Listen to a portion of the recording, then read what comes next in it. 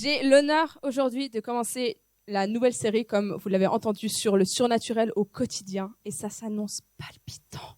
Moi, ça me réjouit trop parce que c'est vraiment un truc trop fort sur mon cœur. Donc, ça va être trop bien.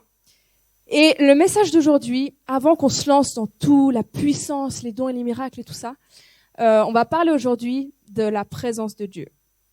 Parce que tout commence dans la présence de Dieu. Et on veut pas de la puissance sans l'intimité avec Dieu, sans l'amour de Dieu, en fait. Et c'est pour ça qu'on voulait commencer avec ce message aujourd'hui.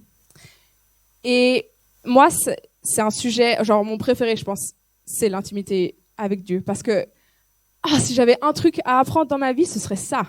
C'est là où tout se passe, dans ces moments où on est en face à face avec Dieu et on reçoit son amour. Donc je suis excitée pour aujourd'hui. Et maintenant que vous avez l'eau à la bouche, je vais prier. Ok ? Jésus, Saint-Esprit, viens dans cette salle maintenant, aujourd'hui. On s'attend à toi, on s'attend à ce que tu viennes nous rencontrer aujourd'hui. Et c'est pour toi qu'on est là et c'est toi qu'on veut voir. Viens donner de la vie aux mots, Jésus.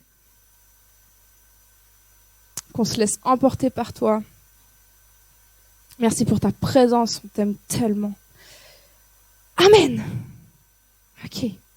Vous l'aurez compris, dans cette série, on va beaucoup parler du surnaturel, de la puissance de Dieu. Et un truc qui me paraît primordial, c'est de comprendre à quoi ça sert tout ça. Les dons et les miracles, à quoi ça sert. Et moi, je crois que c'est le reflet du cœur de Dieu. C'est de là que tout découle, le cœur de Dieu. Et c'est mon premier point, parce que ces dons, tous les dons de Dieu, ils sont donnés pour participer à son grand plan pour l'humanité qui est de rencontrer chacun personnellement.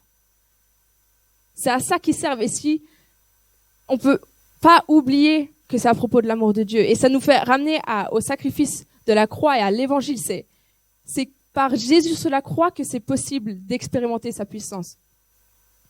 Parce que Dieu, il a donné son Fils, il s'est fait chair, non seulement pour nous libérer de tous nos péchés, mais aussi pour avoir une relation directe avec nous et pouvoir vivre en nous. Toute sa puissance et toute sa grandeur vit en chacun de nous. Mais c'est par amour et pour l'amour qu'il l'a fait. Si on oublie ça, si on oublie que c'est à propos d'aimer les gens, alors on se perd dans l'orgueil, dans l'égoïsme et on blesse des gens. Si on oublie que ça a du sens que si ça rend gloire à Dieu, si ça permet à Dieu de rencontrer quelqu'un et de lui révéler son amour. Chaque personne pour laquelle tu pries doit partir en sachant qu'elle a été aimée. Chaque personne pour laquelle tu pries doit partir en sachant qu'elle a été aimée. Et tu sais d'où je peux affirmer tout ça sans l'ombre d'un doute. C'est parce que Jésus, quand il vivait sur terre, dans son ministère, il en était l'exemple même. Et on va voir ça ensemble. Okay. Luc, chapitre 7, 13, verset 13. Ça dit, si j'arrive à tourner, ok. En voyant la femme, le Seigneur fut rempli de compassion pour elle. Et ensuite, il fait un miracle. Marc 6, verset 34. Quand il sortit de la barque, Jésus vit une grande foule et fut rempli de compassion pour eux. Ensuite, il fait un miracle. Encore, Marc 8, verset 2. Jésus appela ses disciples et leur dit « Je suis rempli de compassion pour cette foule. » Et ensuite, il fait un miracle. Jésus, il était animé par l'amour. D'abord, il l'aimait et ensuite, de là, découlaient les guérisons, les miracles. Si on veut vivre la vie de puissance de Jésus dans cette série, alors on est obligé de vivre sa vie d'amour. On ne peut pas juste choisir ce qui nous arrange. Et petite histoire pour ça, moi je sais que la manière dont Dieu il me parle, c'est précisément par l'amour. C'est-à-dire que ça va être différent pour toi, sûrement, mais pour moi, quand je suis dans une salle et que d'un coup je suis envahie d'amour pour quelqu'un, c'est que Dieu il me parle pour cette personne. Et souvent je finis par lui pleurer dessus, et voilà, c'était peut-être toi un jour. Et et je dis ça parce que ça dit tellement de sa manière d'agir. C'est toujours pour l'amour. Et vous allez tomber des nues. Je m'y attends, mais on peut pas transmettre l'amour de Dieu sans l'avoir reçu et sans en être rempli, sans le connaître vraiment. Et c'est là où j'en viens aujourd'hui, mes amis. On retourne dans la Bible, il y a que du bon là-dedans. Luc, chapitre 4, verset 42. Et là, je vais balancer, donc va falloir être prêt, ok? Parce que je vais enchaîner tout ça pour vous montrer qu'en fait, c'est vraiment dans toute la Bible, ça c'est mon point. Ok, quand il fit jour, c'est Jésus, sortit et se retira dans un endroit désert. Chapitre 5, mais lui, il se retirait dans les déserts et priait. Chapitre 6, Jésus se retira sur la montagne pour prier. On continue, chapitre 9, il est pris avec lui et se retira à l'écart et plus loin. Jésus priait à l'écart. Et encore plus loin, il monta sur la montagne pour prier, encore et encore. Il se retire pour passer du temps avec son Père et prier. Et si c'était en baignant quotidiennement dans la présence de celui qui est amour que Jésus était capable d'ensuite le déverser sur les gens? Jésus lui-même était tellement intentionnel à être en constante communion avec son Père. Et si c'était ça la clé?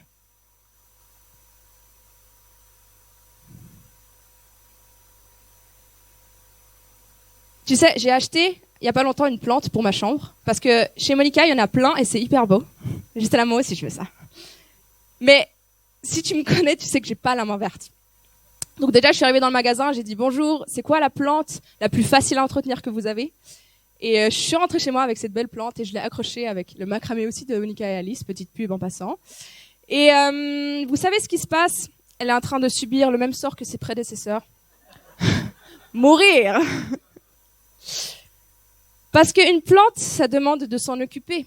Et moi, je crois que je peux venir un jour, l'arroser, me pointer un mois plus tard et ça va pas faire de différence. Mais c'est faux. Ça marche pas comme ça. Il faut que j'apprenne à aimer mes plantes comme Monica aime ses plantes et à lui donner mon temps jour après jour pour qu'elles vivent. C'est vrai. Et l'intimité avec Dieu, c'est un peu comme ça aussi. Connaître l'amour de Dieu, c'est pas cette révélation que tu as une fois par an lors du Worship Sunday où c'est Lucie et Anya qui chantent et ensuite tout le reste de l'année tu vis ta vie à te rappeler ce souvenir-là. Non, c'est quelque chose qu'il cultive chaque jour. C'est comme une relation, c'est comme un couple. Tu peux pas donner ce dont t'es pas, ce que t'as pas reçu, ce dont t'es pas rempli. Et je parle pas là des papillons du début. L'amour, c'est tellement plus que ça. C'est un choix. Je passe pas du temps avec Dieu pour qu'il m'aime et pour être une bonne chrétienne. Oh, il y a longtemps que j'ai plus les pieds là-dedans.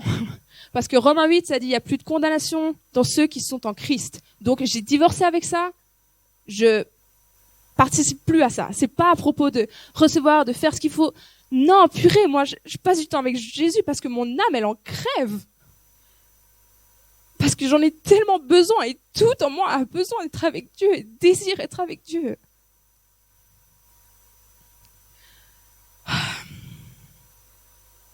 Je me rappelle un temps où j'avais pas envie de faire ça et où je négligeais ça. Et à un moment donné, Dieu, il m'a montré l'état de mon âme et elle était sèche. Et j'ai réalisé, mais mon âme, elle crie pour la présence de Dieu, elle crie pour Dieu, et moi, je lui donne pas. Et je me suis repentie pour le mal que j'ai fait à mon âme. Non, je me lève le matin et je suis avec Jésus parce que je sais que tout en moi a envie de lui, même si je le ressens pas. Parce que je sais que je veux tellement être son amie.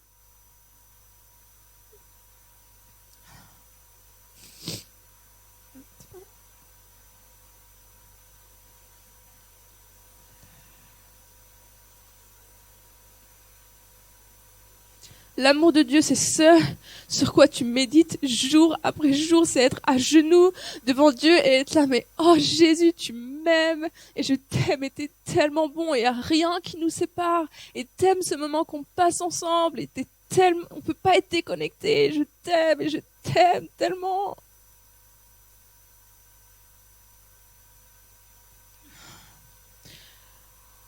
En ce moment, j'ai pas tout le temps je vis pas des émotions tout le temps faciles avec mon cœur et je peux pas m'imaginer ma vie sans ces moments où je suis juste avec Dieu et où je lui exprime tout ce que je vis et il me console, il me réconforte et il me rappelle ses vérités, il me dit de déclarer ses vérités et où je vis chaque chose avec lui. Et ensuite, je le vois me répondre ému, les yeux qui brillent, ses yeux tellement pleins d'amour et me prend dans ses bras et me serrer. Et quand je vois ensuite les gens autour de moi, je vois Jésus les aimer de ce même amour. Je vais me moucher.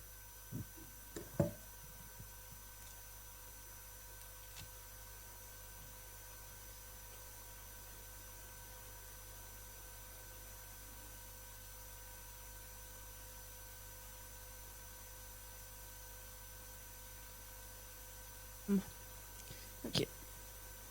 Connaître son amour, c'est demeurer en lui. Demeurer en lui. Oh, il y a ce verset que j'aime tellement et sur lequel je me suis nourrie pendant tellement de temps. Un temps, ça fait beaucoup de fois le mot temps. C'est 1 Jean 4, verset 16. Or nous avons connu l'amour que Dieu a pour nous et nous y avons cru. Dieu est amour et celui qui demeure dans l'amour demeure en Dieu et Dieu demeure en lui. Amen, c'est ça que j'entends. Allez. C'est un retour perpétuel dans son amour. C'est demeurer, faire sa maison en lui. Et David aussi, il en parle dans le psaume 27, c'est le psaume de mon prêche à la base. Il y a tellement d'autres passages incroyables aussi. Donc. Okay. Il est long, mais je vais citer quelques parties qui me parlent tellement. Ça dit, si une armée prend position contre moi, mon cœur n'éprouve aucune crainte. Si une guerre s'élève contre moi, je reste malgré cela plein de confiance. Je demande à l'Éternel une chose que je désire ardemment. Une chose que je désire ardemment. Je voudrais habiter toute ma vie dans la maison de l'Éternel pour contempler la beauté de l'Éternel. La maison de l'Éternel, c'est sa présence. Et on a ce privilège incroyable d'y avoir accès partout où on va à tout moment de la journée. Et c'était pas le cas du peuple de Dieu avant.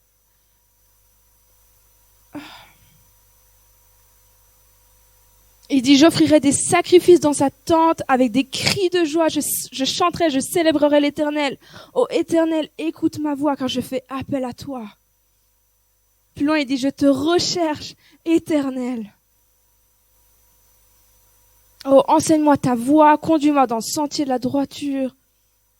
Espère en l'Éternel. C'est en face à face avec Dieu. J'ai l'impression de voir David dans son temps avec Dieu. À être tellement vulnérable, authentique. Il y a tellement de passion dans ce qu'il dit. Il exprime à Dieu tout ce qu'il ressent. Et il reçoit ce que Dieu a lui donné.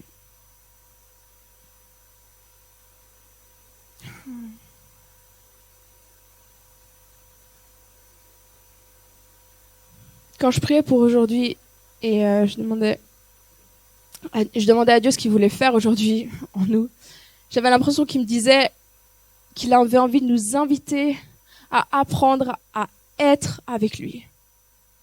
Juste être dans le silence, le téléphone en mode avion, juste les distractions à ses pieds et juste là dans sa présence à méditer, genre se remplir la tête de son amour, de ses vérités. Comme David. Et tu sais, les distractions, Et particulièrement le téléphone, c'est un genre génial. Parfois, j'ai l'impression que c'est la meilleure arme pour Satan de nous distraire de sa présence. Aussi chouette que ce soit parfois. Et c'est tellement subtil, il utilise ça sans même qu'on se rende compte. Mais battons-nous pour notre intimité avec Dieu, battons-nous pour la présence de Dieu. Qu'on soit une église qui connaisse par expérience l'amour dont elle parle, qui sait nourrir ses plantes et qui se déverse ensuite à travers les miracles, la puissance et les dons, parce que on sait d'où ça vient. C'est tellement mon rêve.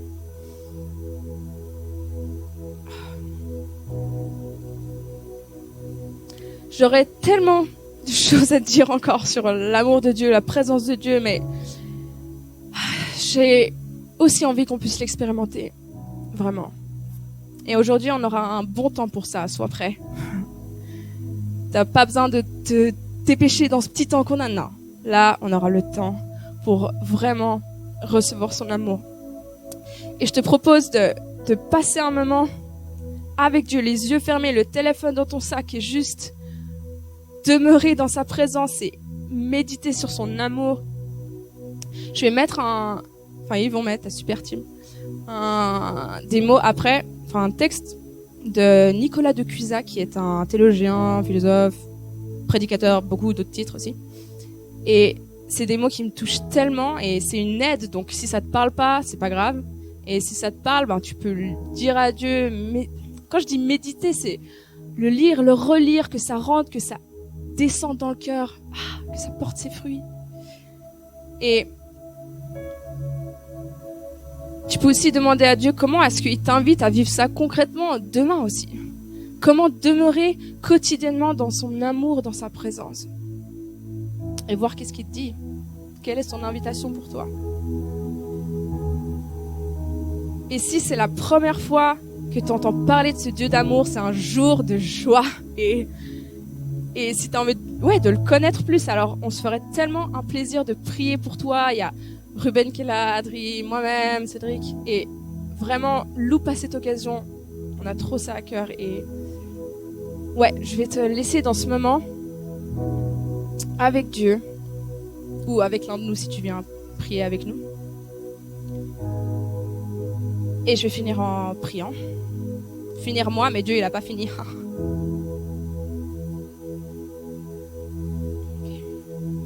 Saint-Esprit, on est là devant toi et on veut apprendre à être avec toi. On veut répondre à ton invitation d'être juste là dans ton amour, de mettre les distractions à tes pieds, Jésus, de rien laisser autre que toi. Viens nous parler, viens révéler ton amour. T'as tellement envie de te déverser sur nous, Jésus.